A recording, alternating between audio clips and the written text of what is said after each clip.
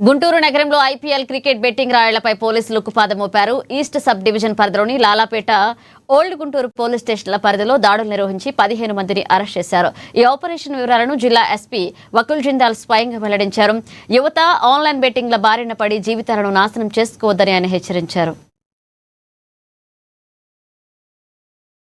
వాళ్ళ దగ్గర నుంచి 2 లక్షల రూపాయలు సీజ్ చేయడం జరిగింది. అదేవిధంగా వాళ్ళ దగ్గర నుంచి 14 సెల్ ఫోన్స్ కూడా సీజ్ చేయడం జరిగింది. సో లాలాపేట్ పోలీస్ స్టేషన్ లిమిట్స్లో ఈ క్రికెట్ బెట్టింగ్ ఆడుతుండగా 11 మెంబర్స్ని వచ్చిన ఇన్ఫర్మేషన్ మేరకు వాళ్ళ మీద రేడ్ చేయగా వాళ్ళని పట్టుకోవడం జరిగింది. వాళ్ళ దగ్గర 1,25,000 రూపీస్ సీజ్ చేయడం జరిగింది. అదేవిధంగా వాళ్ళ దగ్గర 10 సెల్ ఫోన్స్ కూడా సీజ్ చేయడం జరిగింది.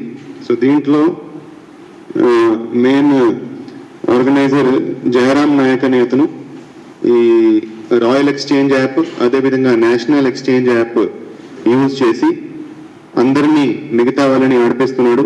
సో ఈ జయరాం నాయక్ అనే అతను ఈ వెబ్సైట్లో దాంట్లో మ్యాచ్ స్టార్ట్ అయినాక వాళ్ళు వాట్సాప్ మీద చాటింగ్ చేస్తూ